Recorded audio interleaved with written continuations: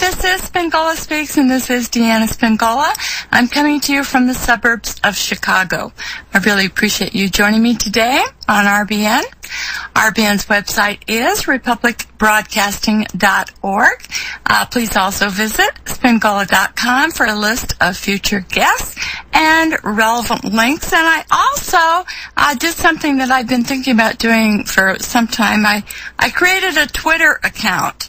I haven't tweeted yet, but anyway, it's up, and I guess that's something that is a good thing to do, but hopefully it won't take up a whole bunch of time. Also, please visit SpingolaSpeaks.wordpress.com, which is a site that one of our dear friends and listeners created, and he maintains that website, and I thank him very much for it. During the program, email your questions or comments to comment@spingola.com. Please remember, I do not access my regular email address during the program. Join others in the chat room by clicking on the chat room button on my website or by visiting spingola.chatango.com.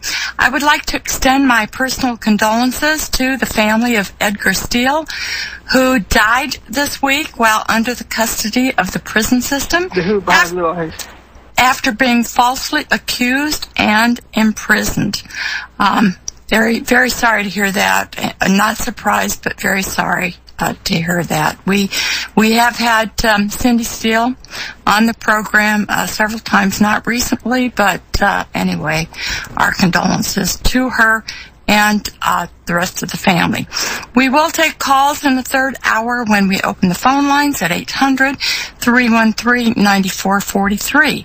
My guests today are Dr. Judy Wood, whose websites are drjudywood.com and wheredidthetowersgo.com. She is the author of Where Did the Towers Go? The Evidence of Directed Free Energy Technology on 9/11.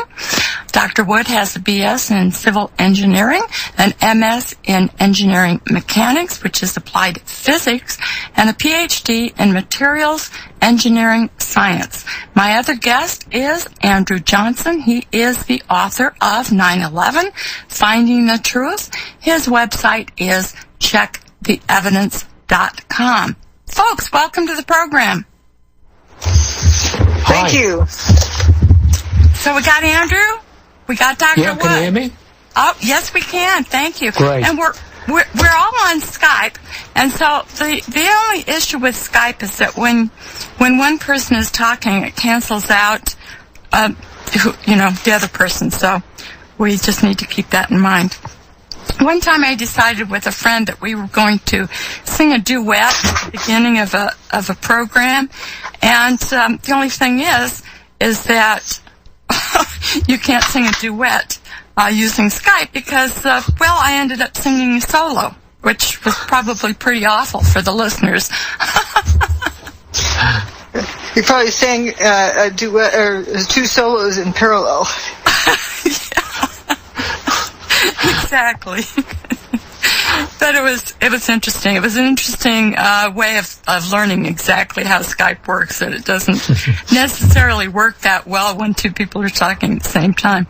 But anyway, welcome. I'm very happy to have you both on the program again. We haven't done this for a while, but given the time of year it is and the anniversary, this is most appropriate that we have you both on the program.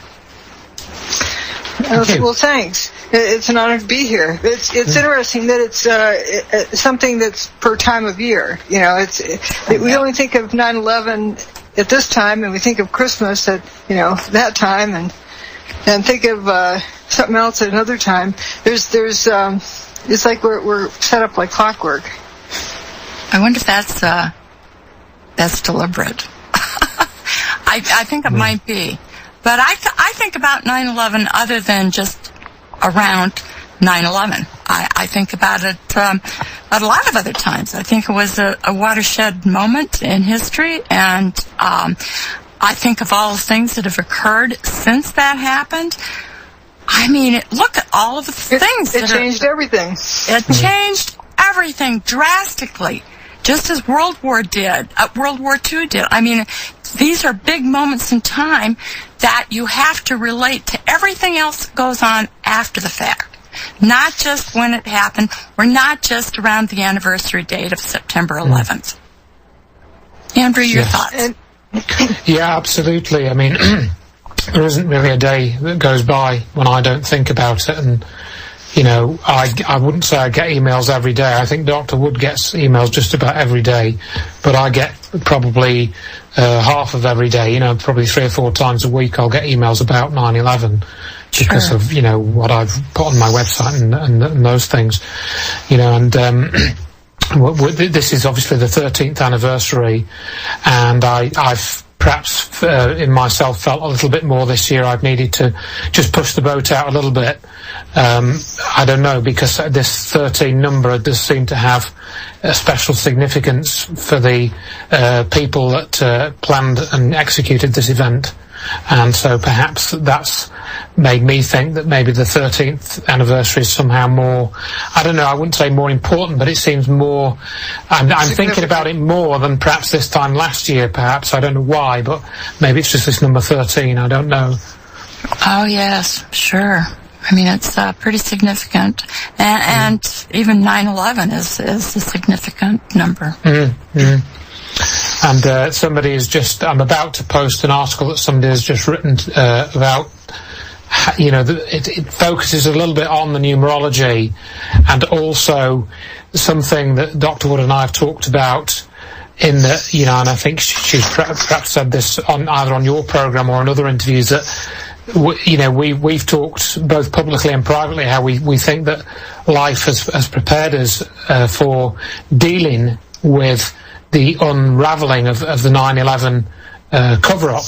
You know, Dr. Wood's experience in her life and some of my own experience in my life has enabled us, I think, kind of given us the toolkit to do what we've done in our different ways, both intellectually and practically, I think. And we've gone through various stages, I think, in our lives which have helped to prepare us for doing what we've been doing. I don't know, what are your thoughts on that, Dr. Wood? Oh, very much. That, you know, we wouldn't be where we were doing what we're doing if we hadn't been prepared to do it. And yeah, definitely, you know, including my academic training. Exactly. Various people have written to me who haven't read the foreword to the book, where Professor Eric Larsen points out that nothing could have prepared me better academically. But I have a bachelor's degree in civil engineering, master's degree in applied physics, and a PhD in materials engineering science. And my area of research has been to study phenomenon in materials. I mean, how could I miss it? Sure. And also with image analysis too. It's right. And I was going to sort of just add on to that, in that I've had to develop quite a lot of solutions to things, you know, practical problems, I suppose, technological problems, if you will. Well, yeah, that as well. I mean, that pattern matching or pattern recognition is a big part of problem solving, and also in computer science. You know, it's one of the big things in, for example, artificial intelligence systems is pattern recognition, or pattern matching rather than recognition, perhaps. And so, but also just developing practical solutions to everyday problems, like, you know, just how can I do as many DVDs as I can in an hour without having to spend a lot of money, you know, those sorts of practical issues. And, sure. And I've you know, tackled those things myself, and I've not really had to depend on other people to sort those things out for me. Okay, folks, we are going to a quick 3-minute break. We'll be right back. Our guests today are Dr. Judy Wood. Her websites are drjudywood.com and wheredidthetowers.go.com. Her book is Where Did the Towers Go? The Evidence of Directed Free Energy Technology on 9/11. And our other guest is Andrew Johnson. He is the author of 9/11, Finding the Truth. His website is checktheevidence.com. And I would just like to say, and Andrew, I just love your book. I think it's wonderful. But one cannot just simply pick up Where Did the Towers Go and read it like they would any other book. It has to be studied. You cannot. You have to study it. It's the only way of really getting it is to study it. It's not a book that you just simply read. Would you agree with me? Absolutely. I mean, and thank you very much for reading my book and the articles in it, and also for actually keeping going with what you're doing and giving us this platform from which to speak, because it's very important, because there is so little access to this information, and as you're fully aware, there's so few people that are actually interested in this now. Most people accept the official account or some version very close to that, and all that's followed on, and it's absolutely horrendous. Or the official diversion. The official diversion. And I think, Dr. Wood and I were talking probably for about an hour or so this morning, about our feelings about essentially, why are Dr. Wood and I doing what we're doing? Well, it's because there's a cover-up. It's because people don't know what we know, and we're not talking about theories and stuff like that. We're talking about what we know and can prove. And I was having a conversation with somebody on Facebook last night about this, and they just said, "Oh, there's so many theories out there, and I've watched a load of them, and I don't know what to believe." And this is one of these kind of mind control games, which is played on people, that you put things in this framework of belief and not of knowledge. You say, well, I believe this, I believe that, and let's have a debate about what each of us believes, and all of this. And I think we've probably talked a little bit about this on the program before, but it's a huge problem. I think it's far bigger than people realise. And by far. I mean, it's kind of, and going back to Dr. Wood's book, it's very dangerous to the powers that be for several reasons. One is because it unravels 9/11 in terms of what happened to the World Trade Center complex completely and conclusively. When you've read the book, you know that the only explanation is directed energy weapon of some kind, and you know the characteristics that weapon system has. But as well as that. Well, can I insert something here? Go on. Sure. One of the biggest. I want to make sure I said this. One of the biggest misunderstandings of my work is people compare thermite versus energy weapons, or it's like saying a kitchen match versus some kind of liquid. A kitchen match is a specific thing. Some kind of liquid. There's a whole lot of different kinds of liquid. And I look at, first start out what happened, and then you go to what was the destructive mechanism. And was it, the mechanism, was it kinetic energy, was it thermal energy, or was it directed energy? Yeah. Those are categories. And so comparing a specific item within a category, like nukes or something, with a category is like apples and oranges. It makes no sense. So somebody's trying to, or someone says, well, of all the different kinds of direct energy weapons, I know what a laser pointer is. A laser pointer couldn't destroy the tower, so therefore let's, say it couldn't be any kind of energy weapon at all. Right. Yes. That's one of the ways that it works. That they've tried to turn people away from actually looking at the evidence and going through it. As you say, in studying it, as you say, you need to study the book, and you need to study. Also, I've tried to study the cover-up, which is what I was trying to sort of. We were talking about that earlier today. But what's in Dr. Wood's book? When you've been through it and you've seen how it's constructed and how the data is put together, it actually changes the way that you think. And that's even more dangerous to the powers that be, because once you adapt and change your mode of thinking, then you become, it's like building up an armory. You become resistant to psychological operations, or you become more resistant to it. If you truly study what's in that book, and you truly kind of take it into your understanding, and your way of thinking, then you can begin to see that you're surrounded by psychological operations. It's just everywhere you look. I was walking past a church today, and we've got this thing in the UK, it's called the Alpha Course, and it's kind of like, it's just a new way of packaging Christianity, and I mean, that again is another way of making people think a certain way, and there's just no way I would ever go into that. Sure. And it's just incessant, and this all the things that have been in the news recently, which I'm not even going to mention. But then what we were discussing earlier today is the cover-up itself, and the way that is still going, and it is being carefully maintained by groups like... absolutely, sure. Yeah, absolutely, by groups like Architects and Engineers for 9/11 Truth. The leaders of those groups. And the leaders of those groups, and they're involved in a criminal cover-up, and under different circumstances, they could be taken to court, and they could be held accountable for attempting to pervert the course of justice, because whether these people are being paid off or whether they're doing it because that whoever it is that's running the show has got a hold over them in some way, their offspring. Yeah, whatever it is, or they've got photographs of these people in uncompromising positions or whatever it is, they are involved in a criminal cover-up.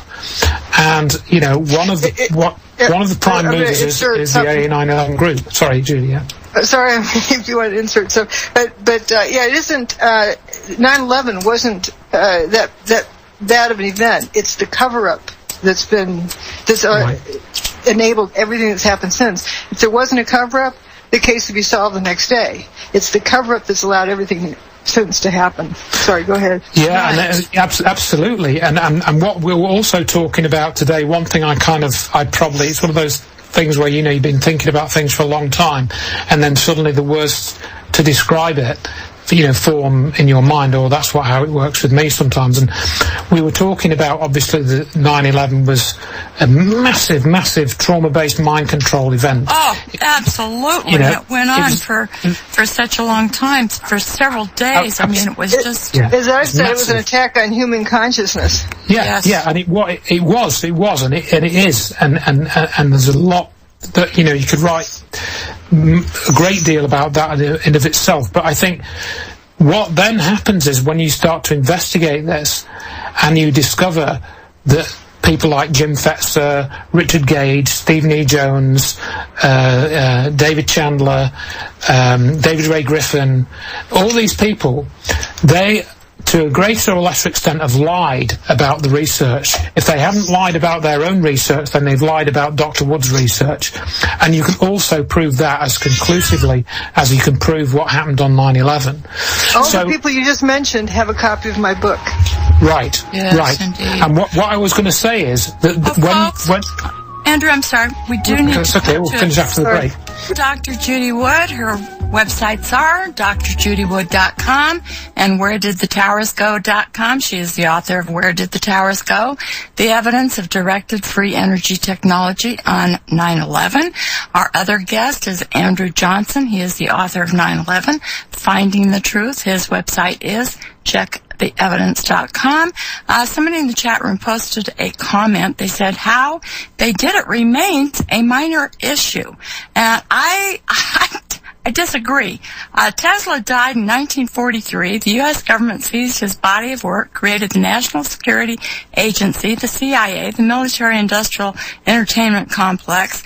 Closely connected corporations have worked hand-in-hand with the government to develop behind closed doors Tesla's ideas, all under the control of a select few. And when I think of directed energy weapons, I think of Afghanistan. And for crying out loud, even a microwave oven is directed energy. Then you have to think of the electromagnetic issues and weatherized warfare, the hurricane in New York. I think of a lot of things that are going on that that are just so significant that I have to totally disagree that how they did it remains a minor issue. It is the most important issue. Would you agree? Yeah, if you want to stop it from happening again, you got to know what it is that happened. Well, and also, who had the potential to do that? Who had the potential to use this energy? It's more important is the objective to stop it from happening again, or is the objective revenge? And that's another interesting issue that I've looked into with right after 9/11, we got to go get somebody. We got to go beat up Saddam Hussein. We got to go get Bin Laden. People grabbed their pitchforks together. Sure. Before noon, my colleagues we got to go take them out. We got to take them all out. Sure. After the bombing of the coal, we got to go get somebody. Before they know what happened, they got to go get somebody. And with this business of, it wasn't the official story, it was the official cover-up story, thermite or nukes or bombs or whatnot. Now we got to go get somebody. Sure. It's the same thing. And, right. You wonder how dogs get in the dog fights. They fight to the death. The fights they bet on. Sure. You get a dog going, and he goes into attack mode. And when an animal's in attack mode, or in defense, fight for their life, they shut off logical thinking. So if you get people in revenge mode, it shuts off logical thinking. So you gotta go get somebody. Grab your pitchfork. Gotta go get someone. They shut off logical thinking. They're easy to manipulate. So if you have a cover-up story like thermite or nukes or whatever, now we gotta go get somebody. We gotta go investigate Ace Elevator. We gotta go do that. So people are in that revenge mode. They've shut off logical thinking. So it doesn't matter if it was the Bin Laden story or if it was the thermite story. Right. It puts us in the same mode. Absolutely. Yep. It accomplishes the same thing. Sure. Yeah. Yeah, what I was going to try and say before the break was, which kind of links on to that, at least to some extent, is that what puts you into that state of, at least partly, is the trauma, is when you see these horrible events unfolding and people being killed, you essentially you've got probably one or two basic reactions that you're going to have, and one is going to be the revenge. And the shutting down of you're not going to sit there and first think, well, let's look at actually what happened. That's not most people's first instinct. Certainly, and even in the weeks and months afterwards, they may not come to that thought process. Sure, because we were told what happened, so nobody really had to say, okay, well, what happened here? Because we were told what happened, and then we were also told the unofficial version of what happened. So either way you look, we got to go get somebody. Yeah, sure. It doesn't matter how it was done. We got to go get somebody. Sure. And what I wanted to go on to say was that when you discover that you've got basically what I call the liars for 9/11 truth, is what I've come to call them collectively. When you discover they are actually liars, and you can prove that, then you can become traumatized again, because you can't really come to terms with this reality, the enormity of it, that you've got the horrible crime in the first place, the deception of the official story, and then these supposedly nice, cuddly people coming along and saying, oh yeah, we know the official story is not true, but we know that it was bombs or thermite or mini nukes, or this Dmitry Karlazov with his, nice sort of authoritatively sounding kind of suave Russian accent, that you get roped into. And then everyone that disagrees with the official story just repeats that endlessly on Facebook and in blogs and everywhere. You can easily become extremely disillusioned with, and this again, and we certainly have spoken about this quite a lot, how we think, well, why can't people see through all of this? And another of the things we were discussing earlier today, and we said this before, is that if we look at Dr. Wood's research and the Where Did the Towers Go book and the videos that have been done by us and other people, if you get somebody who's basically come from the official story and they've got a little bit of suspicion, and then they look at Dr. Wood's videos or the book, they generally, not exclusively in our experience, they get it straight away. They think, this is just unbelievable, but I know that it's right. I know that what you've written is right here, and I know that what you're saying is true. However, the people that have been through the truther treadmill, or along the truther treadmill, they've got an extra layer of resistance, because they've got to then reject what they thought were good guys. Like Jones and Gage and all these other guys, they thought were good. And I went through this. They've been trained not to look at my work. Right. So they've got to basically chuck all that out again and say, oh, no, I've got to go through this whole process again. And that in of itself, some people are just not up to that. In my experience, they just can't do it. They just, they're just not going to get through it. And for other people, it's extremely traumatic, and they just forget it all, and they can just go and do their garden or whatever, that is their way of dealing with it.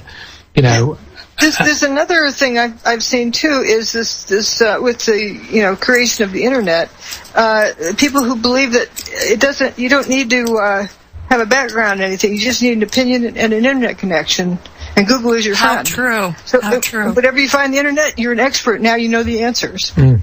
Sure. That is also a big problem, and as we've seen and as we know, the internet is very much an information battleground in all kinds of ways. But the people that did 9/11, they've got vast, perhaps even infinite resources, and they're perfectly capable of orchestrating coordinated disinformation groups to flood the internet with meaningless drivel to drown out you've got this signal to noise ratio which they can ramp up to a very high level of noise, so that the signal barely gets through. And we've witnessed this I've certainly witnessed this going in phases, where we seem to have periods of relatively good signal strength getting through, and people seem to be getting the understanding of the information, and then we get a lot of noise coming through, and we're getting I just read this blog and it said it was mini nukes, and I think it was that, because Jim Fetzer said it was, and it seems that whoever sets the agenda, whoever frames the debate and gets information out first, are the people that will have the benefit of being first, because then they can get a lot of people believing in what they're saying, because they have actually framed the debate, what they want people to believe. And it's just like, and I'm going to use an analogy, it's like the vaccine movement. You have a lot of doctors, and the AMA and everybody saying, oh, you have to get your vaccines, you got to get your vaccines, you got to get your vaccines, without ever looking at the science and without ever looking at what is really happening. No scientific evidence that vaccines are beneficial in the least. But you have all these people believing it because these people got the information out first, and they got it out through organized criminality, institutionalized medicine. And now you have to fight it with real hard science. And that's what I see Dr. Wood doing. She is fighting the frame debate with hard science. And it's an uphill battle. Nobody looks at it. People have been trained not to look at it, to reject it. You look up my name, and then with another search term, idiot, lunatic, a lot of discrediting. Crazy. Sure. Absolutely. Alrighty. We are going to a quick 3-minute break. We'll be right back. Welcome back. This is Deanna, and our guests today are Dr. Judy Wood. Her websites are drjudywood.com and wheredidthetowers.go.com. Her book is Where Did the Towers Go? The Evidence of Directed Free Energy Technology on 9/11. Our other guest is Andrew Johnson, the author of 9/11, Finding the Truth, and his website is checktheevidence.com. And I understand that Andrew, you have to leave after the first hour. I can stay for longer if, you both like me to stay on for longer. I haven't got any commitments. I just thought there was maybe something else happening after the first hour, so I don't mind staying on. Okay. Let's talk just briefly about the Ketam suit that you filed. And this is something that we talked about a long time ago. When you were my guest, I believe probably I started having you on the program, Dr. Wood, in 2011. And you had filed a lawsuit. You are the only individual who has filed a lawsuit. With respect to the buildings, the report on the buildings, Morgan Reynolds filed one about the false assumption that there were planes. They just said, well, let's assume there were planes, and went on. He dealt with that. But yeah, about the report on the buildings. And it was sort of an open and shut case. And why was it dismissed? Well, it was dismissed. It seems because there was no, public support of it. If only 5 people support it, why would the judges want to stick their necks out and get, suicided on the way home from work the next day? I think it might be worth just covering for those, because we don't know how many people who are listening are familiar with the details of the case. Obviously, we're very familiar with it, and sure. I think if we just ran through that perhaps just very quickly. Okay. Yes, I think that would be beneficial. To do with the technical reports. I mean, if I just may introduce that very briefly, in that a lot of people are aware of the 9/11 Commission report, which was this 500-page novel which they wrote about 9/11, and that was published in 2003. But over and above that, there was the NIST, which is the National Institute for Standards in Technology. They were given a mandate from Congress to produce a set of technical reports which were meant to analyse and explain. Yeah, they were to determine why and how the towers collapsed. That was their that was assignment. Their brief, wasn't it? And they, to do that, they employed, 23 contractors, private companies, to look at all the aspects of how the buildings were, destroyed. As we would say, they would say collapse, but we know that they were destroyed and they didn't collapse. And those companies took public money, to produce technical reports. And therefore, when another scientist looks at those technical reports and can prove scientifically that they were false, and that company should have known with their own expertise, if they were being intellectually honest, that science was fraudulent, when you could prove that, you could then take that company to court and say, look, you produced this report, you've got scientific expertise which the public has paid money for you to use, and you haven't used it. Therefore, you can be sued either by the government or by an individual for not producing that, and you sue them under what was called the DQA, or the Data Quality Act. And so if you want to take that up. Yeah, that what gets put out there in a government report needs to be correct. They can omit stuff, but they can't knowingly put in false information. Also, we can't sue the government, but we can sue contractors of the government. And we had a brilliant lawyer, Jerry Leapart, who discovered this avenue. It's sort of like one hole in the system that we could get through. And so it's called a whistleblower case, the Ketam case. You need to blow the whistle. So I submitted a request for corrections to NIST, informing them that these contractors had given them a bum steer and listed various things that were wrong about their report. And namely, the tipping top of Tower 2 appears to violate the laws of physics if it tips as a rigid body and stays a rigid body, because it starts to tip and it stops tipping. And they had a diagram of that in their report. And I said, well, that violates the laws of physics. And NIST answered back saying, no, it doesn't. Our analysis doesn't violate the laws of physics because we didn't analyze the collapse. Yes. We analyzed the building while it was still standing. And so it was obeying the laws of physics while it was still standing. So in other words, there, they admitted fraud. Yeah. Oh my gosh. Well, the other thing too is that it's public money. You're talking about taxpayer money that was spent for these people to create a bunch of lies, and those are called false claims, correct? Yes. Yes. Which is against the law. They filed a false report to get paid for it. Yeah, and knowingly filed a false report. Now, we have developers and manufacturers of energy weapons. That company had the largest number of people working on the NIST report.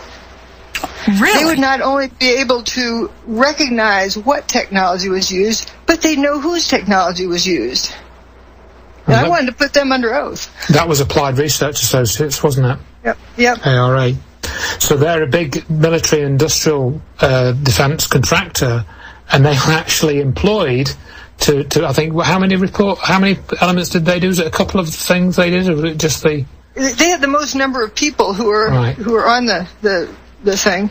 And also they had, and probably still have, a contract with the U.S. government to know anything about every weapon of mass destruction that exists, on planet, off planet, or is being developed. So it's now, what is the name of that company again? Applied Research Associates. Okay. And so it's their job to be able to identify a technology.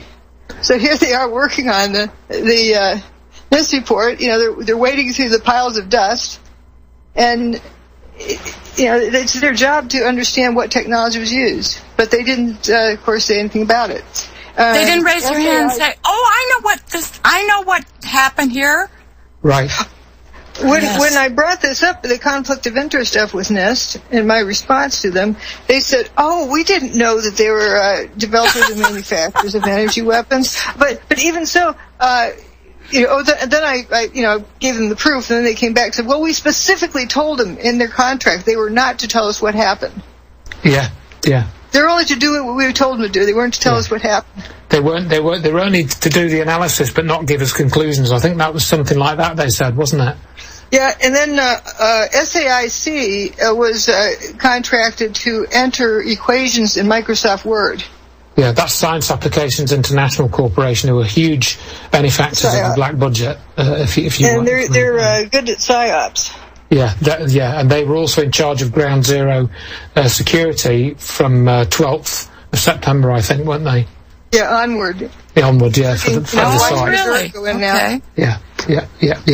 So, and when I brought these things up in our UK group, and this is how, the people might think, 9/11, it happened in the US, and therefore all the cover-up effort and so on is going to be in the US. No. It's international. It is international, and I could give people several examples of this, the best of which is because I'm in the UK. We had a UK 9/11 Truth group, which I was involved with between about 2005 and late 2007. And this is when Dr. Wood's Ketam case, got going by the end, I think it was unsealed in late 2007, was it? Or I think on it was the 12th of September. 2007. Well, there you go. But it was submitted in April. In April, yeah. So I was able to write a press release about it, which I put onto our UK forum. But there was another guy on there called Tony Gosling. As soon as I put that post onto the forum, or within a few hours, he moved it into the controversies section. And I said, why have you moved this into the controversies section? He said, well, it's controversial. I said, no, it isn't. These are court documents. You can go and read them. Wow. Welcome back. This is Deanna. This is our second hour. Our guest today are Dr. Judy Wood. Her websites are drjudywood.com and wheredidthetowers.com. She is the author of Where Did the Towers Go? The Evidence of Directed Free Energy Technology on 9/11. Dr. Wood has a BS in Civil Engineering, an MS in Engineering Mechanics, which is Applied Physics, and a PhD in Materials Engineering Science. My other guest is Andrew Johnson. He is the author of 9/11, Finding the Truth. His website is checktheevidence.com. And we've had some questions in the chat room. People, of course, always want to know who did it. They want to know who did it. Another question is, have other scientists come on board and confirmed what you have said in your book? And I think, of course, that science has been totally institutionalized in this country. But your thoughts on that, Dr. Wood? There's quite a few people who have contacted me who are engineers, and it's there's some that are like real tearjerker of emails that I've gotten, because I get so much idiot email that when I get ones where somebody's actually read my material or paid attention to my work and understands it, and is an engineer, it really feels good. Of course, absolutely.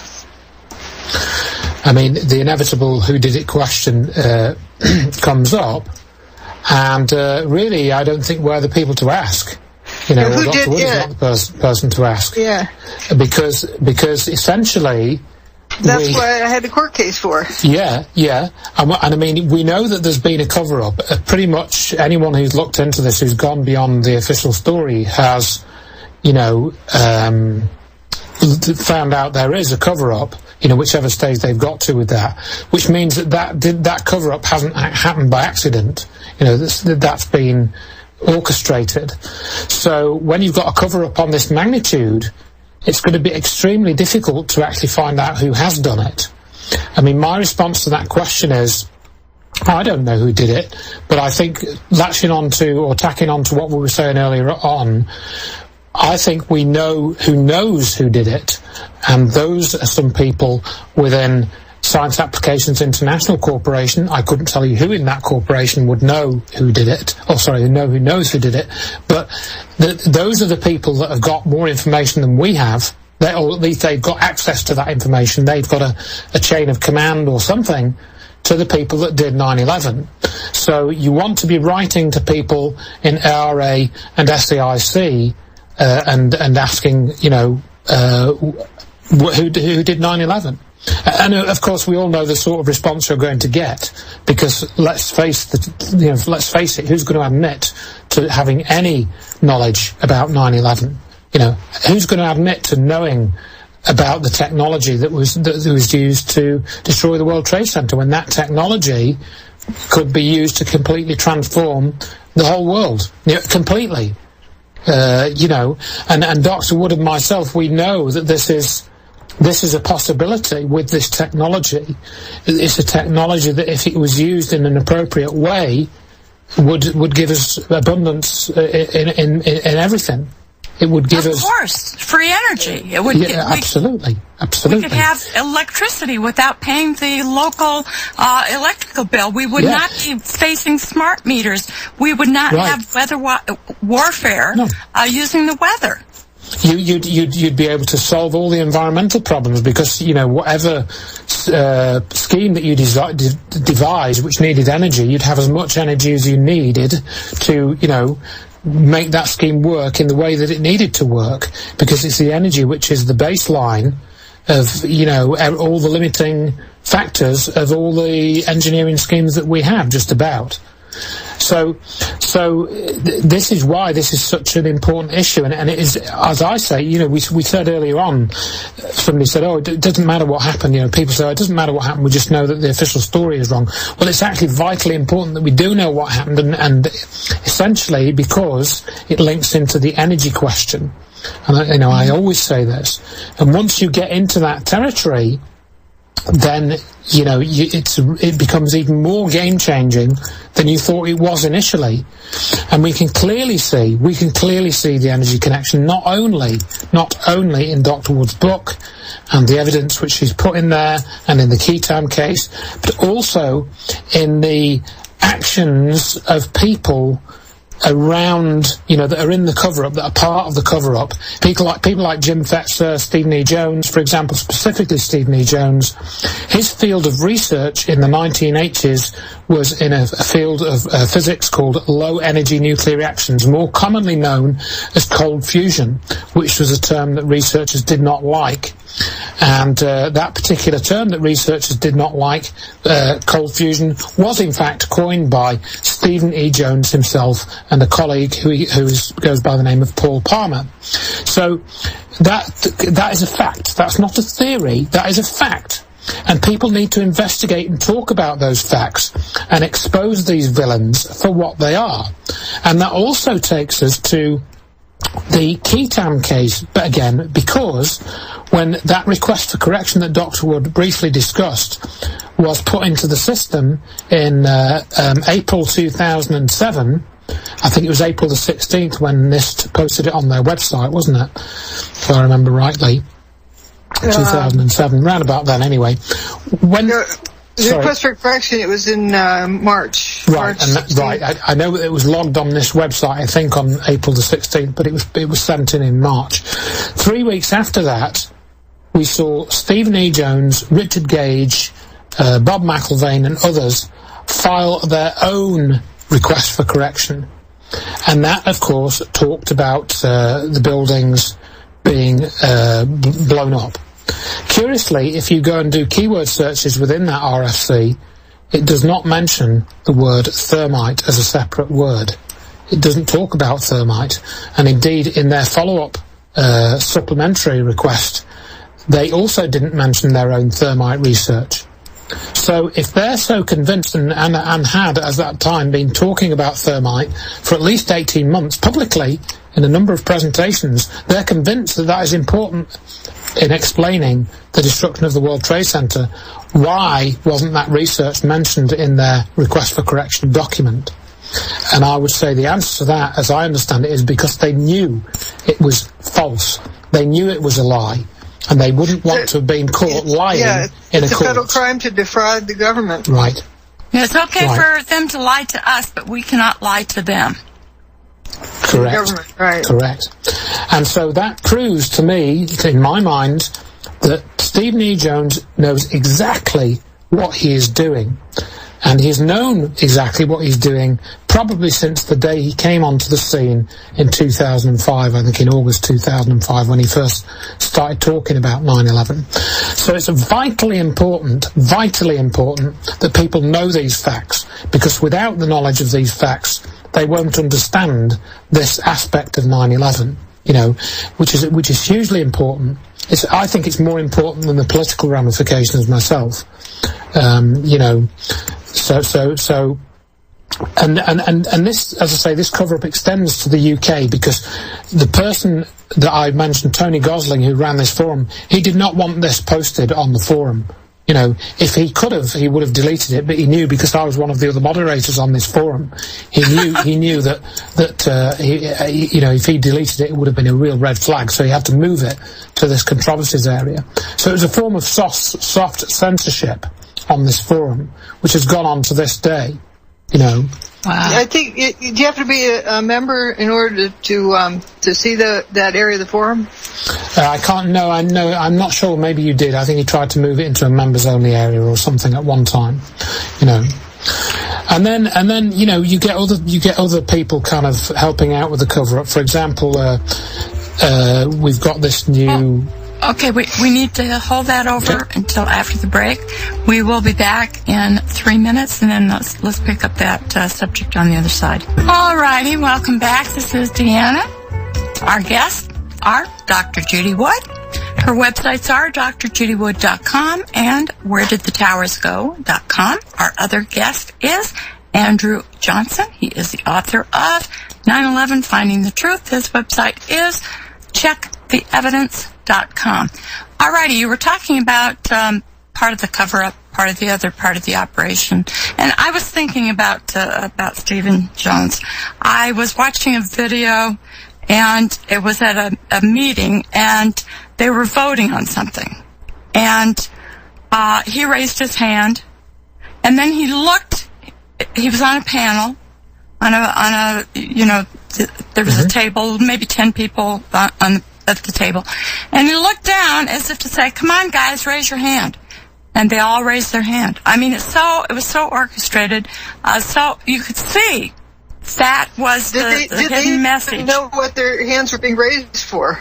Exactly. Raising their hand because that's what everybody else was doing. Sure. Peer pressure. Yes, you're going to go off. This, I think you're absolutely right to focus on that particular event, because it was, both a psychological operation on those people there and those watching, and it was a cover-up in motion in terms of, getting people to fall into line, because as I understand it, what that vote was about was to whether those scientists thought that they discovered nuclear effects in Pons and Fleischmann's cold fusion experiments. Whether they just thought it was some kind of fraud or a mistake or something like that.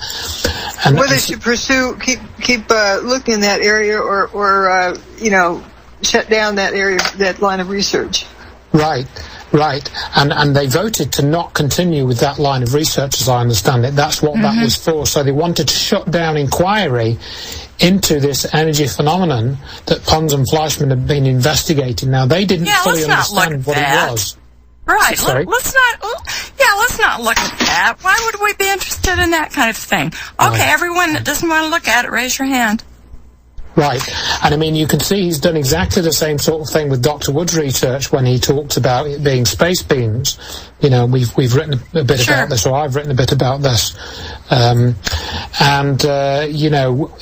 How many people believe it was space beams? This is still what happens. This is still what people post on forums and all this kind of thing. They don't explore what happened with Jones. They don't talk about that. And it's like he's got his own little maintenance team. And I'm mentioning that because of an event which happened, not an event, but some correspondence which I received earlier this year, and I've written all this up.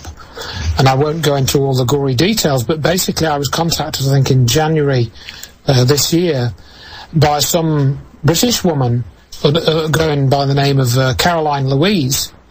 And she claimed that she was interested in the history of this 9/11 scholars group, which we've mentioned very briefly, I think, which is how I came into contact with Dr. Wood, through this group that Jim Fetzer and Stephen E. Jones formed at the end of 2005.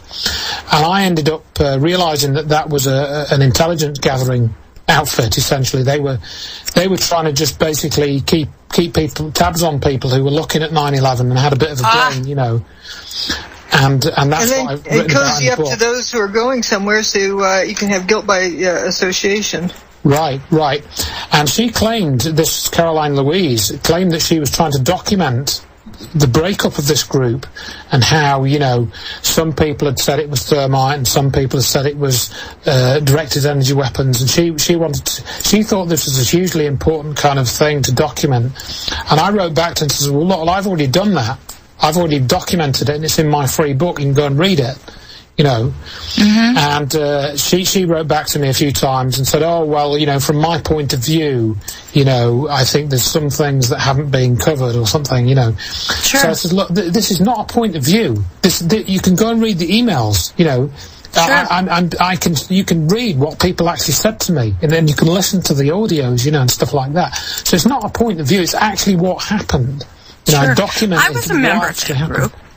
So, and so anyway, what then happened was a couple of weeks later, she wrote to me and said allegedly she was going away to document the breakup of the scholars group.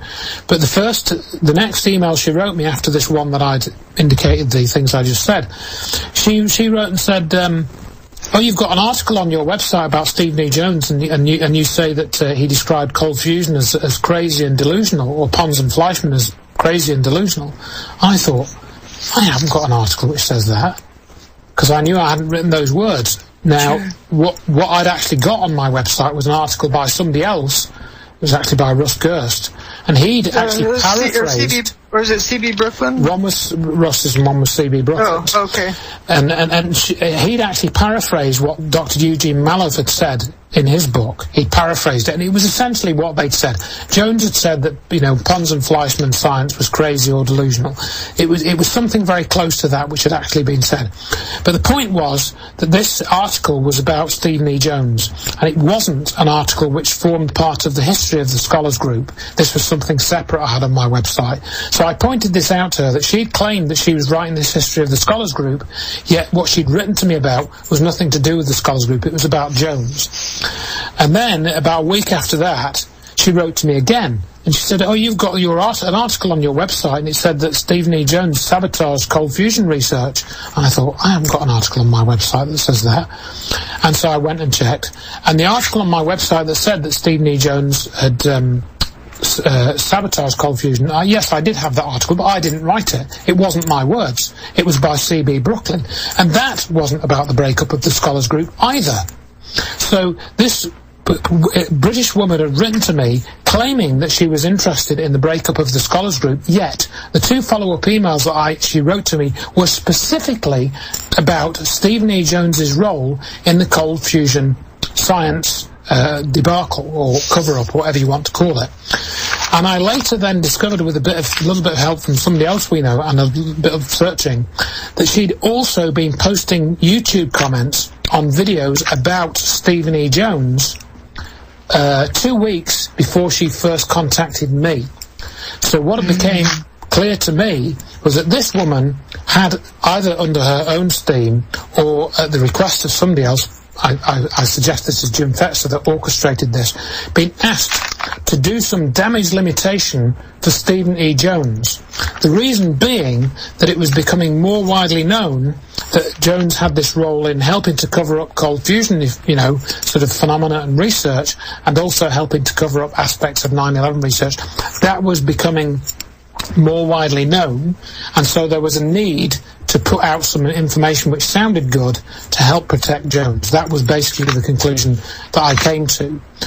And this particular woman, whose real name was Caroline Leach, and unlike Dr. Judy Wood, she does have her own Wikipedia page, which we can mention a little bit about that in a minute, I think. This Caroline Leach person, she wrote a book about Lewis Carroll. Now, Lewis Carroll is a British author, right, who wrote the Alice in Wonderland class. Mm-hmm. Alice in Wonderland. And when you read the Wikipedia page about Caroline Leach, it comments on this book about Lewis Carroll that the book has been said by some to be an attempt to rewrite history. Now, isn't that interesting? Because when I first heard from this Caroline Louise lady, my intuition told me that she was attempting to rewrite history because of the way that she said she wanted to document the history of the Scholars Group.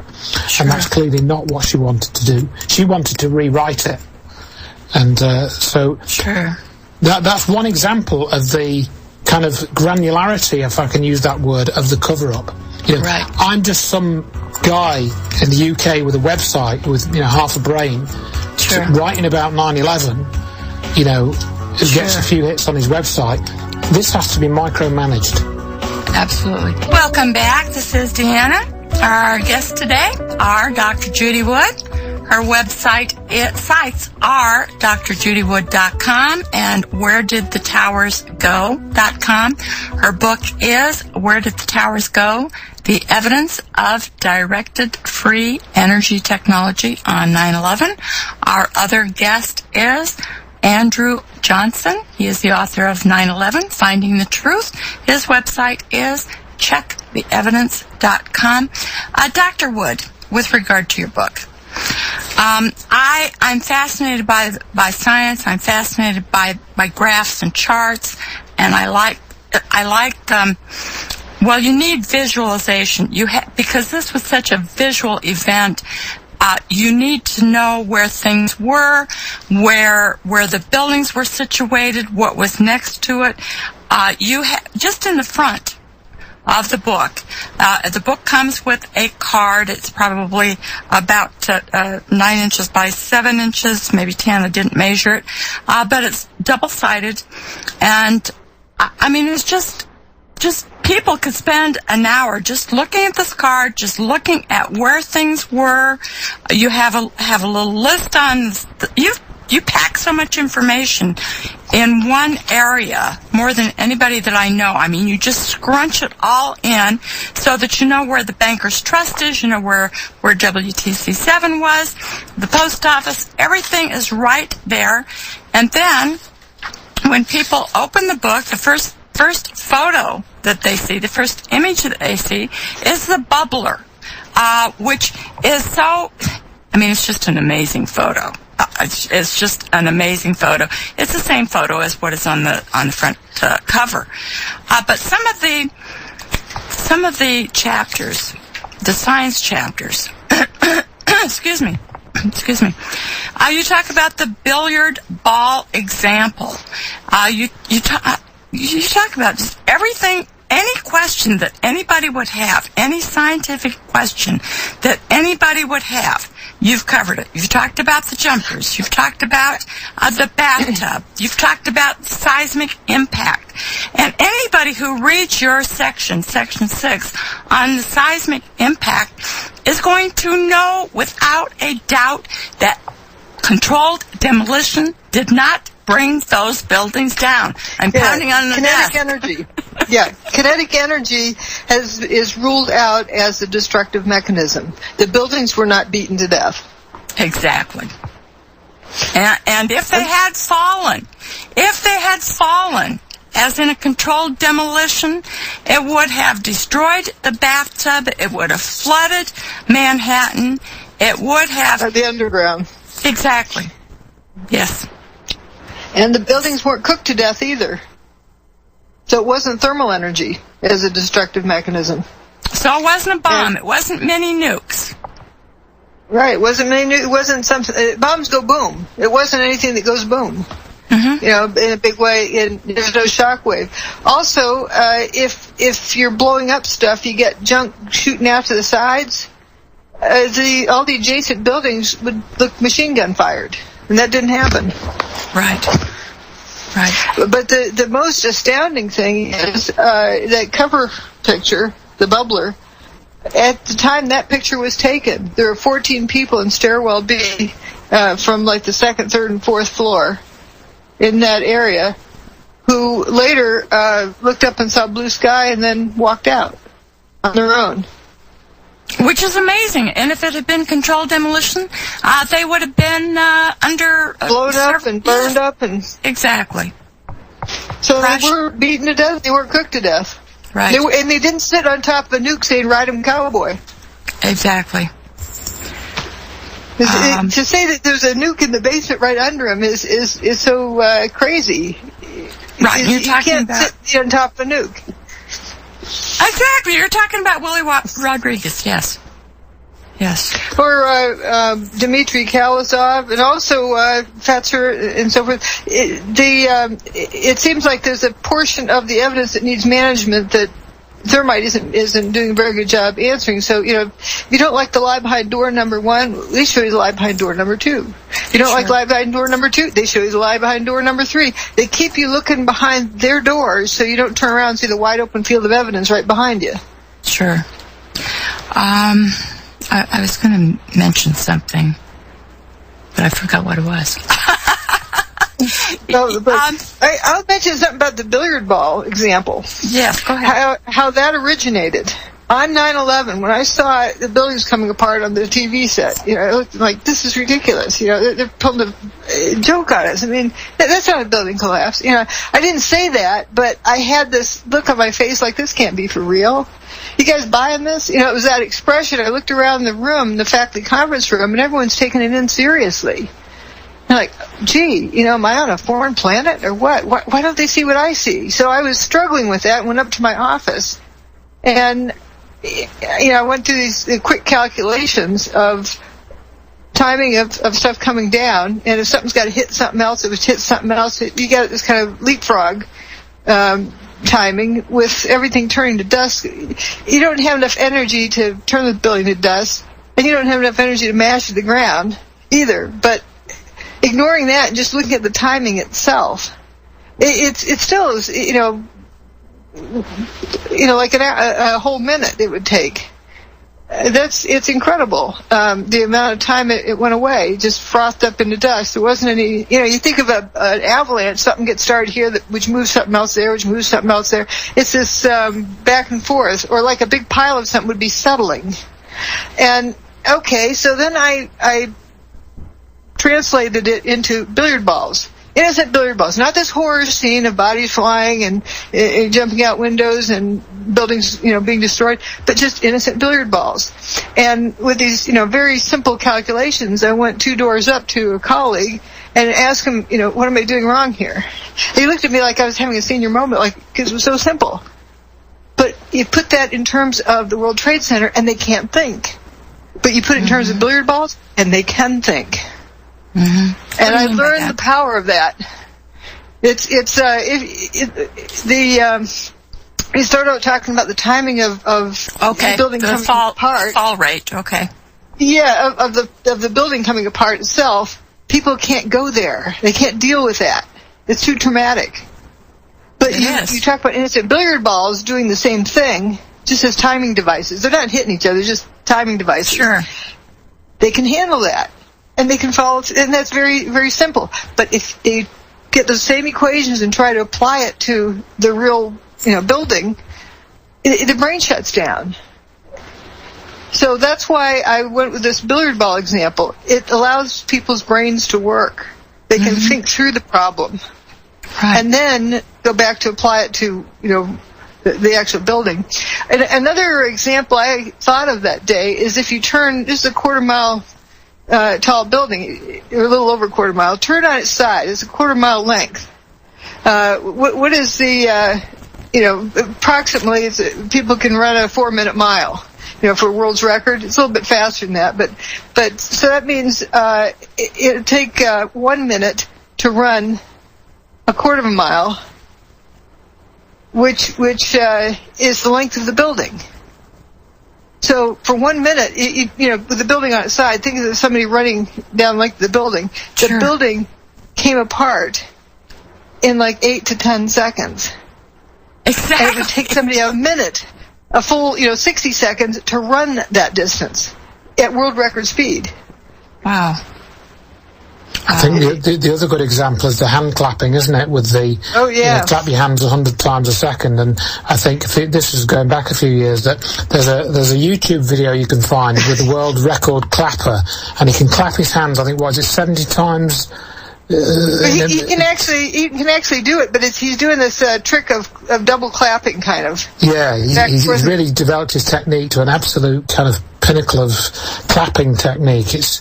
And then if you work it out, that 110 floors disappeared in, essentially about 10 seconds. Yeah. So you imagine you clapping your hand once for each floor that disappeared. And this, then matching this up with this video. It's like 10 times a second. Yeah. Normal people can't do that unless you have this special technique. That it just doesn't work, and you can't mash the building up that fast. If you were indeed mashing the building up that fast, the stuff would have to get out of the way, squirt out of the way, at an increasing speed as the building comes down, to the point that's in excess of Mach 2, near ground level. So if the stuff is being shot out at Mach 2, all of the adjacent buildings would look machine gun fired. And that didn't happen. Yes. And I think this is one of the elements which is very dangerous for the powers that be when people start thinking about these phenomena. And going back to one of the things that we've mentioned briefly a couple of times is the idea of nukes. Oh, I think it was nukes, Sure. Spin the dial. We're going to go to another break, aren't we? So maybe we'll talk about this after the break. Alrighty, we are back. This is Deanna. Our guests today are Dr. Judy Wood and Andrew Johnson. And remember that we will take calls in the next hour. Pick it up from where we left off about. I was reading about nukes in the chat room. It's just kind of ridiculous to even Right. consider nukes. And I mean, if you just think about it, it's just It's crazy. And it's people are just trying to jump to the answer. I wonder if we have this culture of multiple choice testing, under time pressure. The name of the game is jump to the right answer as fast as you can. Don't think about the process. Don't learn how to solve problems. right. And we've all grown up with multiple choice. Right, and few people know how to understand the mechanism of something, and that's really where it starts. When you determine what happened, you need to then look at the destructive mechanism. Was it kinetic energy? Was it thermal energy? Was it directed energy?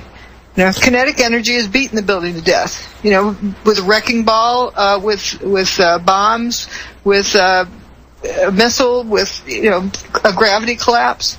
Thermal energy was the building cooked to death. Was it? Did it burn up? Did it melt? Was it glowing red hot? Directed energy, as I described, it's a very broad category. You direct it. You tell the energy to do something differently than it normally does. You instruct it to do something. And one example of that is like a magnetic field. So something does something in there. You're not touching it physically. You're not hitting it with something. You're not cooking it. It's a different kind of action, and gravity is an example. Instantaneous. Well, right. it's the field's there or it's not there, and you can have different fields and they can interfere, like magnetic field or a gravity field. Gravity is acting on things, continually on the planet, and it decreases as you go out away from the planet. But also you have magnetism. And there's also electricity. And it turns out those three things interact with each other. And what we see as the destructive mechanism, I call it magnetic electrogravitic nuclear reactions. It involves magnetism, electricity, gravity, and it causes nuclear reactions. Okay. That's in my book. And it's interesting that the mini nukes or mini micro nano nukes story came out and was really being pushed hard about a year after my book came out. Interesting. And thermite, you talk about, I believe it's on your website, that if they had used thermite, that the Twin Towers would have looked like two giant sparklers, 4th of July sparklers, and that is not what they look like. I mean, you have some of the best graphics on your website, and I do have those graphics linked on the schedule page. The page that, that you call the AHA photos. And if people just follow those photos down, I mean, they're just going to get so much of such a big education. I mean, somebody mentioned, why haven't you added any more to your website since the publication of your book? Well, what are you going to add? You've got all the science there. You've got all the photos there. You've got all these answers. I don't need to redact anything. Exactly. You don't need to redact anything. You're not going to change your mind about anything because it's all right there. No redaction needed. Right. I can't resist, saying what was missing on 9/11 with nukes or thermite. Sure. Let's see. It's true. It's true. Yeah, I think were people blinded by the light? That's right, and the heat as well. The heat is the factors are the noise, the light, and the heat. Those are obvious factors which everyone should know, really, or very nearly everyone, are associated with nuclear weapons being detonated, or incendiaries going off, or explosives going off, or the sorts of quantities of explosives that would be required to destroy those buildings are going to generate huge quantities of sound, very loud, a huge sort of pyrotechnic display, and a huge amount of heat, and we didn't see any of those things. And so for Jim Fetzer to come on recently and say, I think Dr. Wood is wrong, and it was actually mini nukes, he doesn't specify what these mini nukes were, but the point I was going to make was that, as I've said this several times before in other broadcasts, but I'll say it again now, is the reason why the nuke story has been pushed so hard is that it's clear from the evidence, if you get to study it, that nuclear effects were there. I mean, one of the key factors is this substance called tritium, which of course was discovered in great abundance in the cold fusion experiments, something that Stephen E. Jones knows all too well. Tritium is something that Stephen E. Jones does not want to talk about in relation to 9/11. Because Stephen E. Jones is a physicist, so he can't say that it was a nuclear device going off which destroyed the towers. That would be ridiculous because he's a physicist. Jim Fetzer can say it because he's a philosopher, so he can get away with saying it in people's eyes. Oh, sure. You know? So they've had to push this nuke story, right? And I've pointed out repeatedly that this cannot be true for the reasons that we've just said. And we had a good example of this in a couple of years ago now, when Jim Fetzer got together with this magazine publisher called Jeff Prager, and they produced this document called America Nuked on 9/11, or I can't remember the exact title. And this is a 100-page long document, you know, very well sort of published, very well designed graphically, very appealing to look at. And it was about 100 or 200 pages long. A lot of it was copied directly from Wikipedia. From my website, too. Yeah, and from Dr. Wood's website, not credited. Morgan Reynolds articles were copied into this lock, stock and barrel with no credit.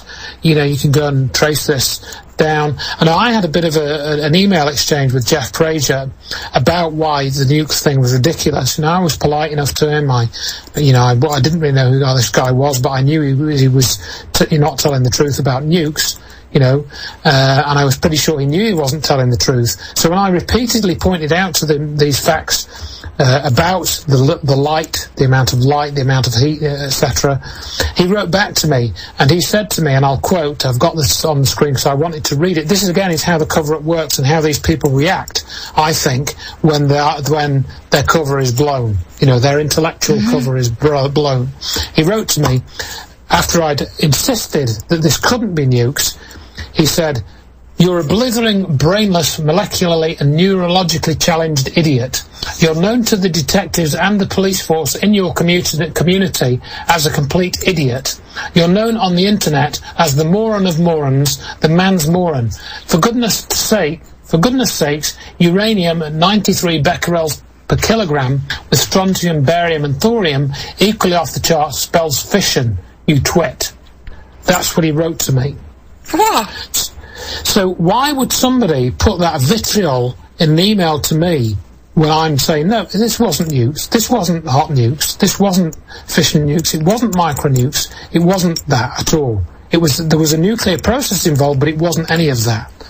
And the curious thing is that in this document he produced on one particular page, and you can find all these references on my website if people want to actually go and look up all the details.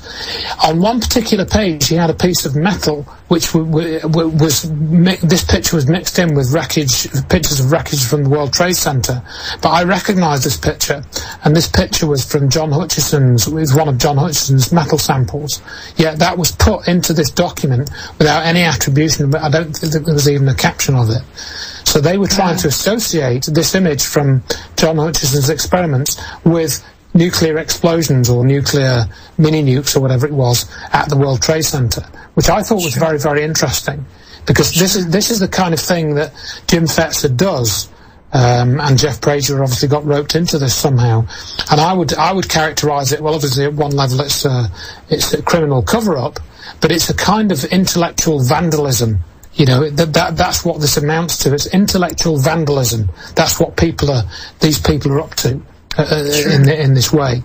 You know, and Jim Fetzer, Stephen E. Jones, Richard Gage, that's what these guys are into. They're into intellectual vandalism and trying to lead people away from this very important, hugely world-changingly important conclusions.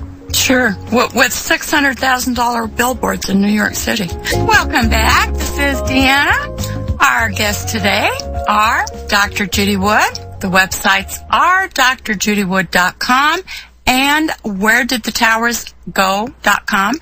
Her book is Where Did the Towers Go? The Evidence of Directed Free Energy Technology on 9/11.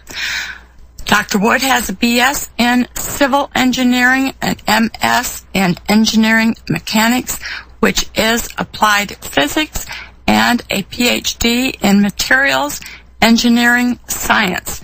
My other guest is Andrew Johnson. He is the author of 9/11, Finding the Truth. His website is checktheevidence.com. We do have some callers lining up. Just a couple of quick questions from the chat room. There was, you mentioned, Andrew, about a nuclear process being involved, but it wasn't nukes. And somebody also asked about reports of nuclear fallout. Could we have some? Go ahead. Yeah, well, I state in my book magnetic electrogravitic nuclear reactions. That is a type of nuclear reaction, and it's the same type of nuclear reaction we see in what used to be called cold fusion. Okay. And but it's not a nuke bomb. Okay. Nuke bombs produce heat, lots of heat. And as for the fallout, I have a diagram in my book of the fallout from the Chernobyl plant blowing up, and ask, could they have kept Chernobyl a secret? You can see how it spread around the globe. Sure. And so if you use nukes in 9/11, people in every other nation would have been measuring it. Exactly. Yeah, so there was none. Absolutely, and to try and sort of answer the question a little bit more, people will have to go and research about cold fusion.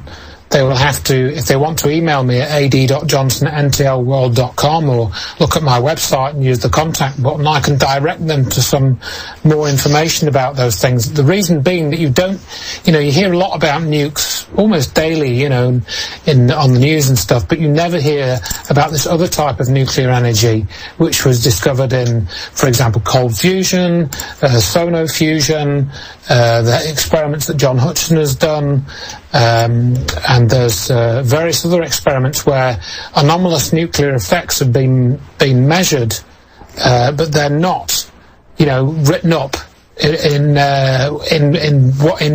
sort of scientific journals as prominently as other experiments with fallout, and I mean, I can tell people about alpha radiation and beta radiation, which are two types of nuclear ionization, and that's one thing, that differs with a nuclear. When a nuclear bomb goes off, you get a lot, or if you get a leak from a nuclear reactor, you also get a lot of ionizing radiation. That's what it's called.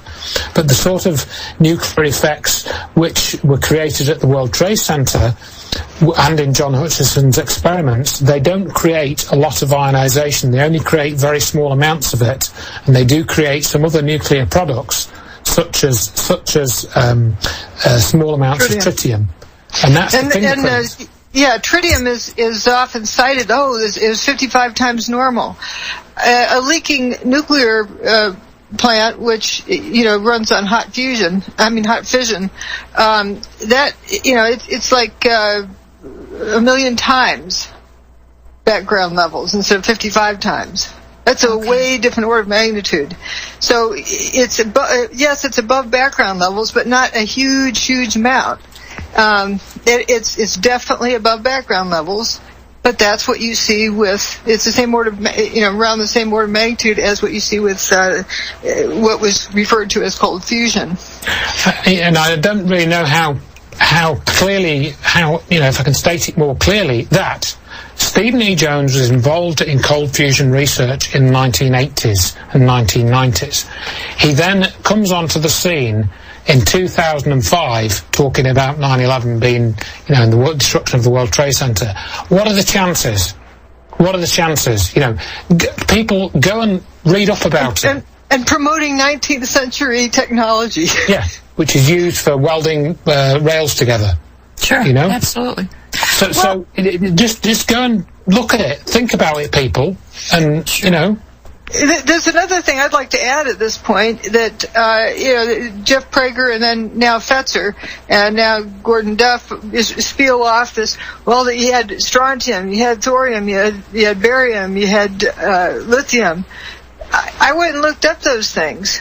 They exist in natural environment. Exactly. Here's a quote.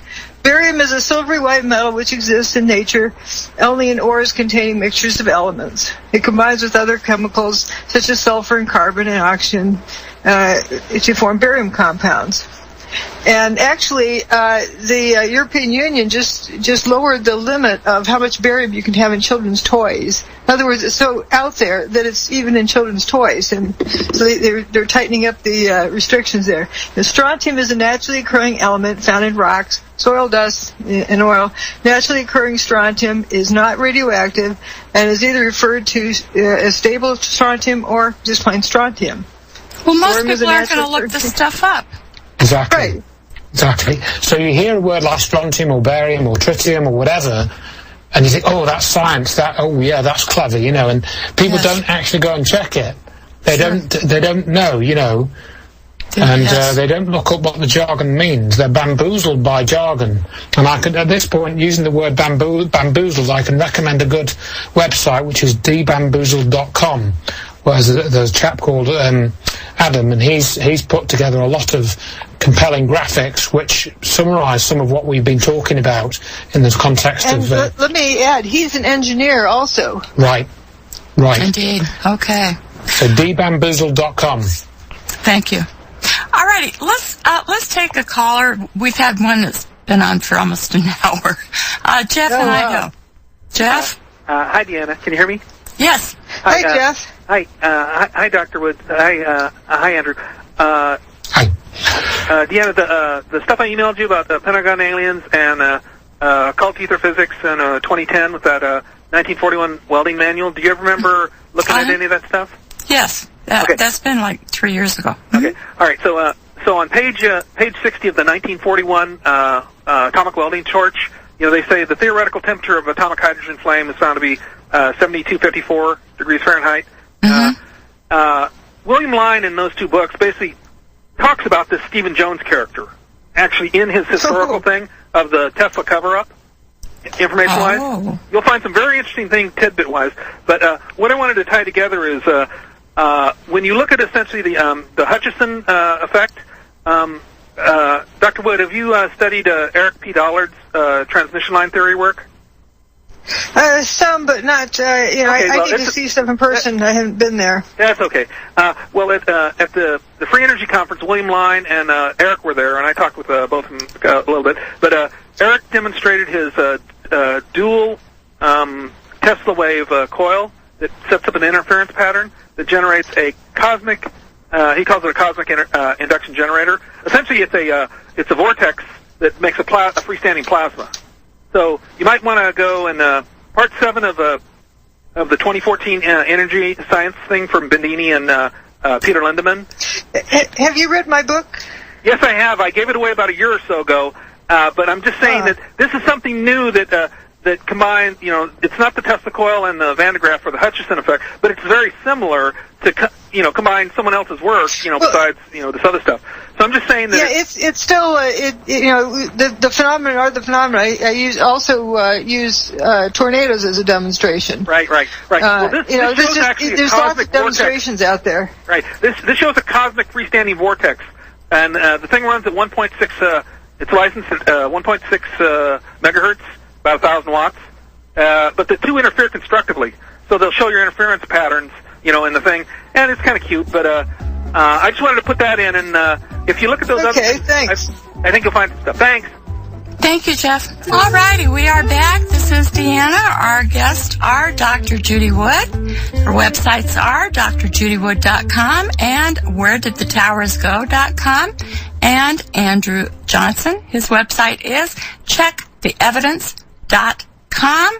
And he wrote 9/11, Finding the Truth.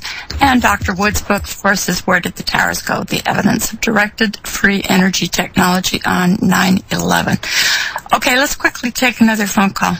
Alan in Texas. Alan, welcome. Yeah, good afternoon. Great show. I have Judy Wood's book and have gained an awful lot from it. And the card with the aerial photograph in there is indeed something that you can spend hours looking at. But I think what is most telling about that is most people are unaware that all 7 buildings went down on 9/11. Wonderful that you brought that up. Excellent. Mm-hmm. Most people just that are uninformed, they just think of the 2 main towers. Anyway, I gave your book to a high school physics teacher here about 6-8 months ago, and he gave back to me. He said, "Well, I just disagree with her theory and her physics." And I said, "Well, please write down the points." Anyway, I'm still waiting to get that list. So. That's excellent. There's somebody I know around here I loaned my book to, and they took it to work with them. And the fellow she works with, said, "Oh, you've been taking in too many of these conspiracy theories." And then she showed him the book and said, "Well, I guess I have, but can you show me in here where I was misguided and steered off track? Show me where there's errors in here, because I've really been taken in by this." And loaned him the book, and they brought the book back a couple weeks later. Just handed it back. They couldn't find anything. Yeah, that's basically what he did with me. But I'm going to keep pressing him, because I've just hired him to tutor. We homeschool our kids, and I've got 2 boys and starting their senior year now. And he's going to be the tutor here in our homeschool sessions. And so I'm going to press him some more. No, I need to have that list of where you disagree with Dr. Wood. Yeah.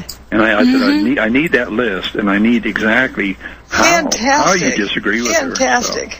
So anyway, I may be emailing you with his I bet it'll be a real short list if you can. Yeah. Well, like I said, I still haven't seen this list. On a little note, post-it note. Great program, and I'll let you get some other callers in. Yeah, thank you so much. You really brightened up my day. Well, thank you. Bye-bye. Thank you. There's still thinking people out there. Great. Exactly. All righty. Let's see. A couple questions.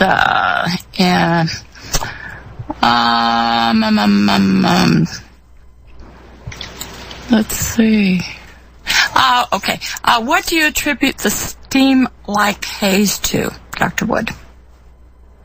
Well, I've got a section in my book or even a chapter where it's been analyzed.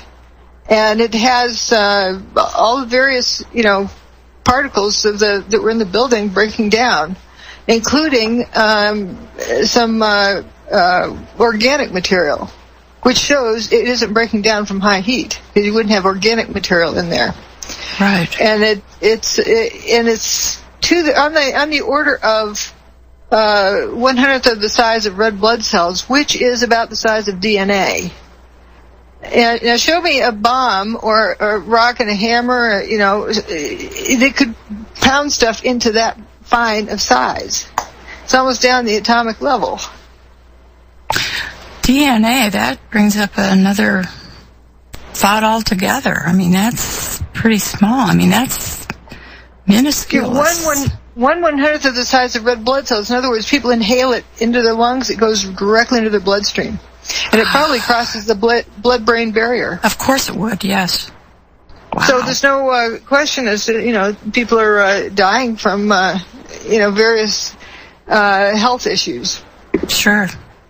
Wow. The nuke types say, well, somebody's died of cancer, so therefore that proves it was nukes. Well, Peter Jennings was down at the site, and he died of cancer. Does that prove it was nukes? He admitted he's been smoking. He started smoking again. So, yeah, 9/11 caused his death because he started getting so nervous he started smoking more. Wow. And he died of lung cancer from smoking. Wow. But just because somebody dies of cancer doesn't mean it's a nuke.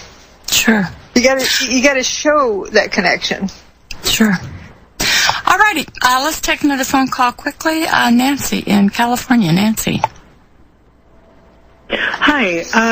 I am a little turned off that you just bash Stephen Jones and other people you don't agree with. I've read his peer-reviewed papers. Do you have any peer-reviewed papers, Judy? Yes, I do. And I was the first person to present my research at an engineering conference. I was invited through peer review. That was in 2006. What is your educational background? Structural engineering, civil engineering, engineering mechanics, which is applied physics, and a PhD in materials engineering science. And I have over 40 years of experience in forensic engineering and science. Can I just add something here, please? Sure. It was actually me that was talking about Stephen E. Jones, not Dr. Wood. So I think those remarks should be asked of me. And if you were to read my book, if you were to read my book, 9/11 Finding the Truth, you would understand more about Dr. Stephen E. Jones and what he's been up to. And also the article to which I referred earlier on regarding the English woman that wrote to me, that's something which I think you would get a lot out of if you actually studied the available evidence. What has he been up to? Well, he's been up to basically mischaracterizing things and basically telling little white lies about things. And if you go and read the article, you will find out what those little white lies are. And in fact, they're not really very white. I listened to him speak, and I think you're up in the night. I think you and Judy Wood are... Have you read the article to which I've referred?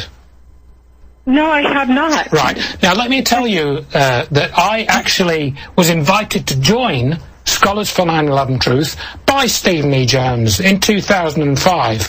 And I also was one of the people that read his paper in 2005, and I thought that Stephen E. Jones was an honest scientist. I trusted his credentials. I later found out that he was lying, and I was quite upset about that. And I don't like coming on radio programs such as this and telling the truth about him. It actually makes me quite uncomfortable.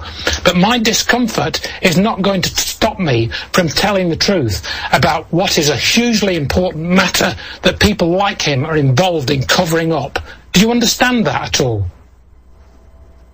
All I find is your book, but can you tell me about your background? I want to know more about you. My background is all on my website. Right? I have a question I'd like to ask Nancy. Okay. A serious question, and I would like to get an honest answer to it.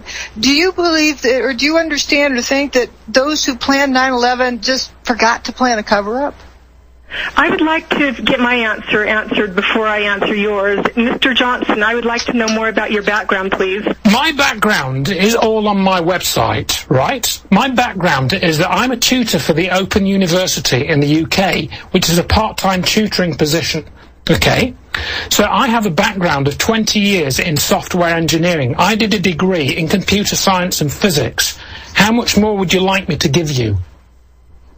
I think that you're more qualified than Stephen Jones. No, I'm not more qualified. I haven't done work at Los Alamos National Laboratories, which is where they developed the A-bomb, right? I haven't done work there. Does somebody's qualifications mean that they're going to be more truthful?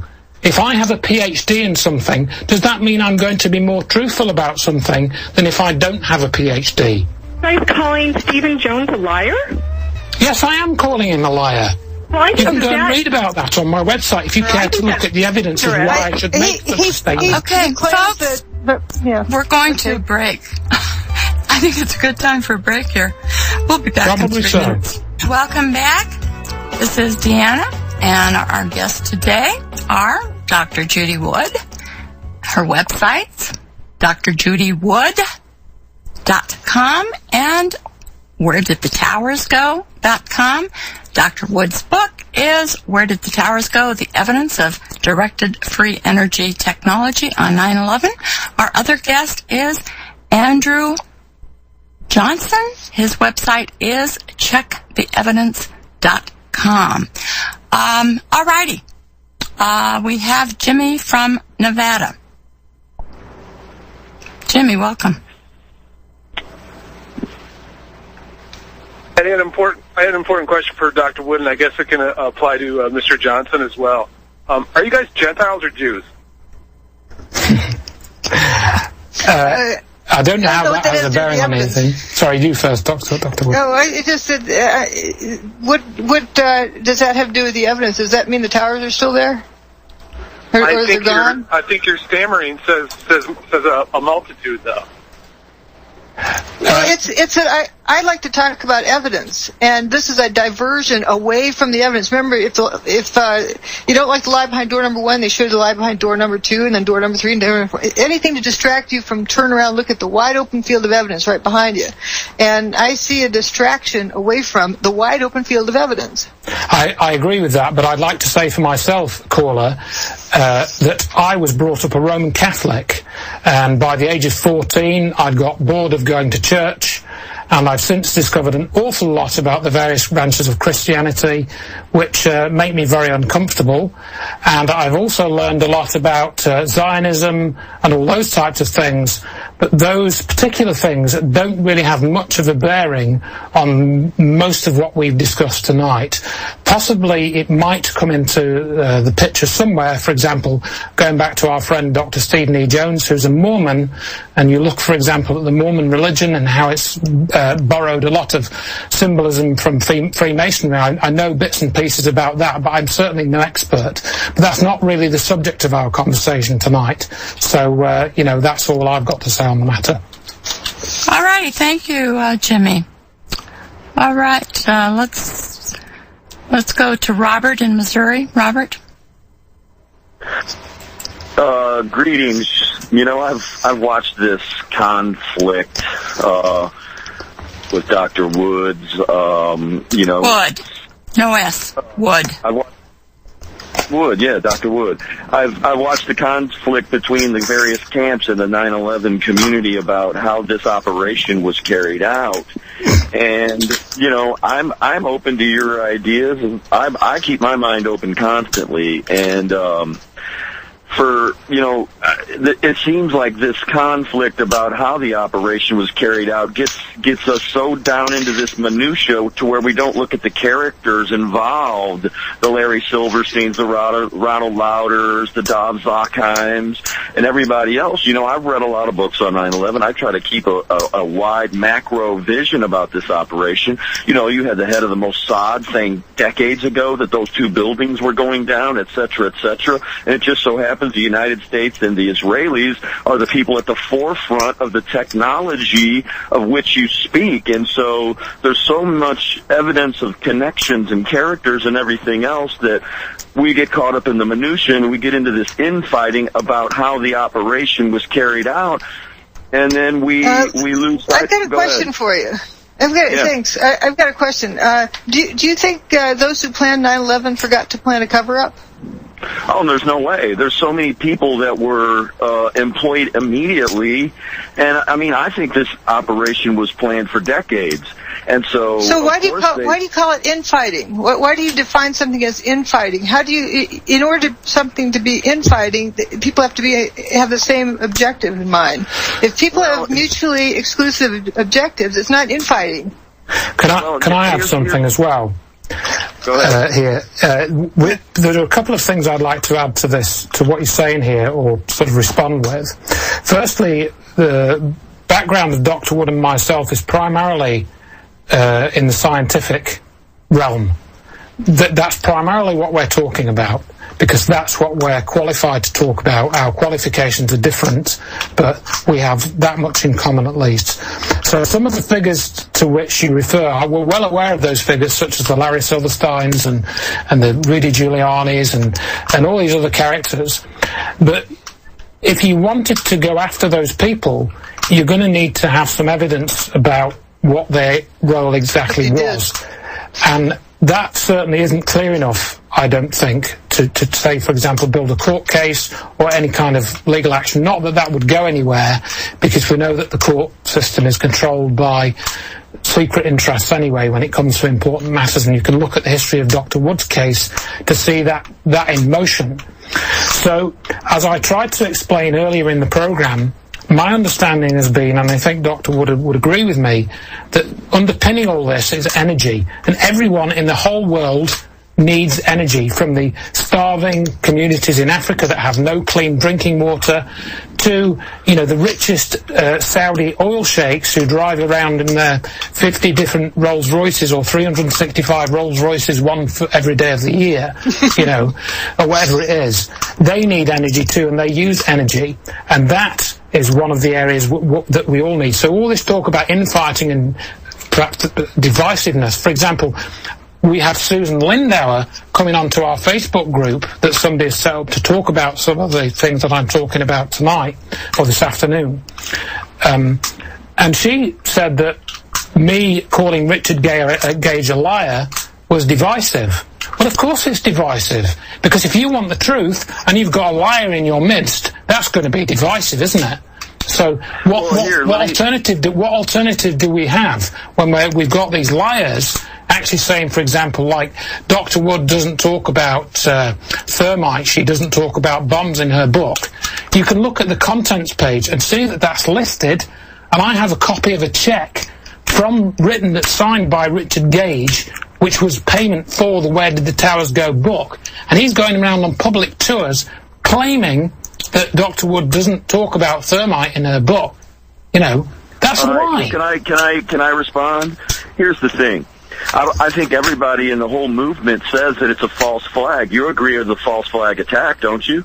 If you want to call it that. I'm not part of the movement. You can call it that. Well, hold on a minute. Okay, yeah, but everybody agrees. I'm a scientist who has conducted a scientific report. Okay, but listen, you're a scientist.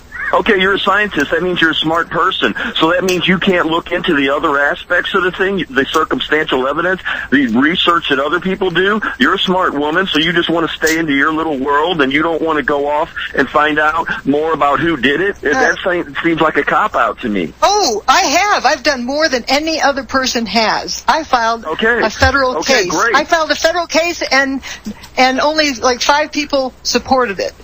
And if that case had gone forward, if there was enough people who supported it, we would have under oath the person who knows who did it. And Richard Gage hasn't done that. Richard Gage and the other groups that you talk about, the other parts of this truth movement, if that's what you want to call it, which we're not really part of, as Dr. Wood tried to say, they haven't done that. They've not done that. So, you know, if you want to pile this criticism onto us, that's fair enough. You know, you can say all that you like, but if you actually go and look at the facts and the evidence, then you'll see that what you're saying is not, to be honest, it's not really correct. You know, I mean, you can just go and look at the evidence and you can see that what we're saying is true. You know, that's the whole point of this. People who talked about, who were in Richard Gage's group, who talked about my work, were banned from the group so that they couldn't spread that information. And that's all on my website. You know, you can go and read all of this if you want. If you don't want to read it, that's fine. You know, we put this information there, or I certainly put the information there, and people can take it or leave it, frankly, you know, because we don't have any power. We don't have any power in this, only our own minds and our own small resources and the friends that have helped us. That's all we've got, you know. We're not connected into all these secret networks, you know, that flipping do make atomic bombs in Los Alamos like the people that Jones are connected with do. You know, those are the people that he's connected to, and that's all in the public record. You know, you can. We also don't have the finances to pay for a $650,000 ad campaign. So, you know, to kind of imply, for example, that, you know, we're not going to go after Larry Silverstein or any of these other people that you mentioned, you know, I mean, that's just ridiculous. Even if we wanted to, we don't have those sorts of resources anyway. You know, I'm well aware of all those stories, and so is Dr. Wood. We just choose not to talk about them because we don't think it's as important as what we know. You know, that's the point. All righty. You can't take somebody to court on speculation. Right. Okay. Thank you very much. We are going to a quick break here momentarily, and then I'd like to talk a little bit more about the corrupt system, and we'll talk about it when you come back. We are back. Our guests today are Dr. Judy Wood and Andrew Johnson. Just a couple of quick questions. We were talking about the corrupt system. Dr. Wood, if the court system had really been serving the people's interest, would your key tam case gone a different way? Oh, yes, for sure. But even more importantly, even the way it was, if the truther movement had stood behind it, Indeed. It would have gone a different way. If 100,000 people were standing in the street outside the courthouse, do you think those judges could have gotten away with actually stating they were ignoring the law in order to dismiss the case? They stated in the written decision. They acknowledged they were ignoring the law, so they could dismiss the case. Now, a street full of people watching this case would have cared. Instead, the truth movement celebrated the demise of this case. What's with that? Did they want it in court? It was in court. And that we're talking about the Supreme Court. Right. Well, what I'm talking about, getting people in the streets, that was from the Court of Appeals in New York City. Okay. All righty. We had 8 minutes. Sure. If NIST were working for the people's best interest, would they have appointed a company that develops free energy weapons to serve on the Board of Inquiry to evaluate or rather cover the evidence? I don't want to get into speculation of what and so forth, of what ifs. Right, but the fact is they've covered it up. Yeah, that's true. That's easier to answer. And they were informed that that's what was going on, and they were happy with that. Yes. Amazing. They had a gun to their head and had to. Sure. Amazing. We don't know under what circumstances that went through, but it's a fact that the contractors on that report were developers and manufacturers of energy weapons who also held a contract with the U.S. government to know everything about any weapon of mass destruction that is being developed or has been developed anywhere. So they would be able to recognize what technology it was, not only that, but whose technology it was. Right. But going to the court, now we know that the courts, as Andrew mentioned, the court system is corrupt. But that is really the only option that anyone has. We need to make it work. So if you have a whole bunch of people, more people than, if you had all the citizens in the U.S., in the streets jumping up and down, that would change it. Right. In order to not change it, we need people to just go away. There's nothing you can do. Throw your hands up and go back to, nothing to see here. That's how it keeps going. Sure. So they proved that they were corrupt by doing what they did. Yeah, not necessarily. I'll say that these judges were respectful. They didn't have to put that in their written decision, stating they acknowledged that this law applied to my case, but they're ignoring the law, so they could dismiss the case. That was a sign of respect of me. Now think of the alternative. If they had let this case go forward, and there's only, us 5 people who supported it, that's suicide. They're going to get suicide on the way home that day. That's certain death. Right. This thing is so big, you can't base it on. You need to have a majority of people behind you and supporting you. So having the truther movement not support this was a big deal. That's what killed the case. The judges couldn't afford to that's I'm suggest I don't have evidence of that, but I think it's pretty clear that if those judges had allowed the case to go forward, they wouldn't have survived the next day. Right.